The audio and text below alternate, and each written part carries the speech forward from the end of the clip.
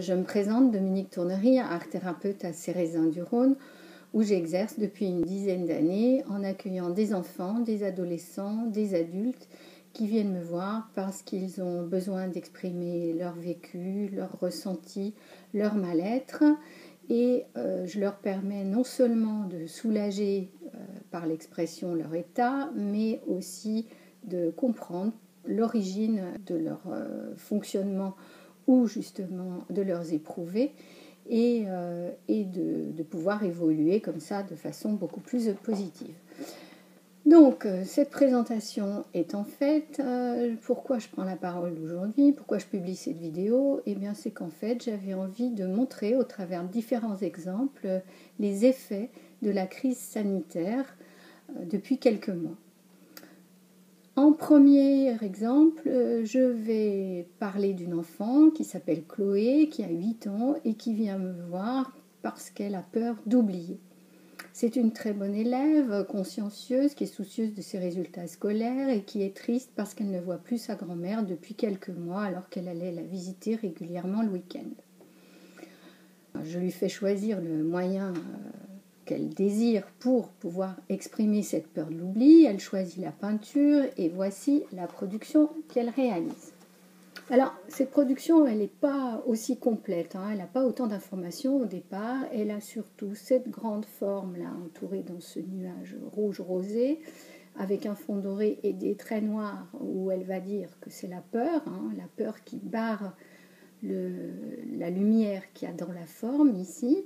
Et puis, elle rajoute bien sûr ces 3 têtes là au-dessus qui sont des élèves apparemment, la maîtresse de l'école coincée là-haut dans le coin et la tête de différents adultes. Et on peut tout de suite constater que ces têtes ont des bouches qui expriment le mécontentement, voire des sourcils froncés, et que la maîtresse elle-même n'a pas l'air très contente et d'ailleurs elle n'a même pas de bras.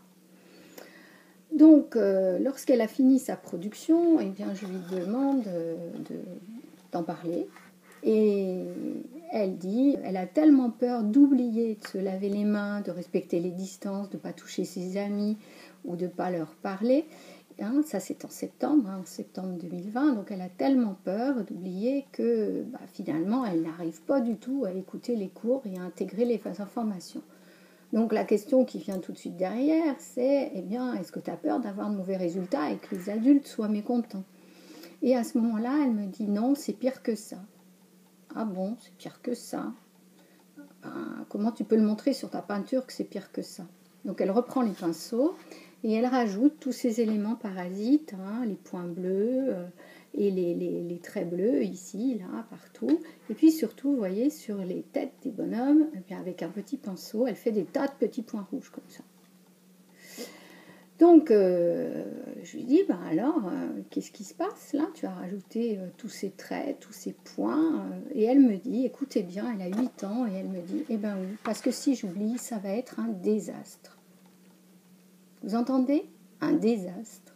Ça veut dire que cet enfant, à 8 ans, elle a intégré complètement le fait que si jamais elle ne respecte pas ce qui est demandé, elle va être responsable, voire coupable, de la maladie et de la mort possible des adultes qui l'entourent. Donc vous imaginez un peu la charge de responsabilité qu'elle a intégrée à son âge.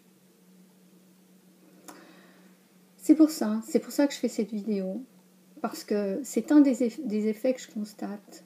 Et les enfants ne sont pas du tout imperméables à tout ce qui se passe. On dit oui, mais ils comprennent, et puis ils s'adaptent, et puis c'est pas grave, ils vont oublier, et puis ça se passe bien, je leur ai expliqué. Non, pas du tout, c'est comme chez tout le monde, ça dépend aussi du terrain individuel, et de l'histoire personnelle, et de la sensibilité, du degré de sensibilité. Et donc, il faut savoir qu'il y a des enfants qui développent des états d'inquiétude et d'anxiété qui sont très importants.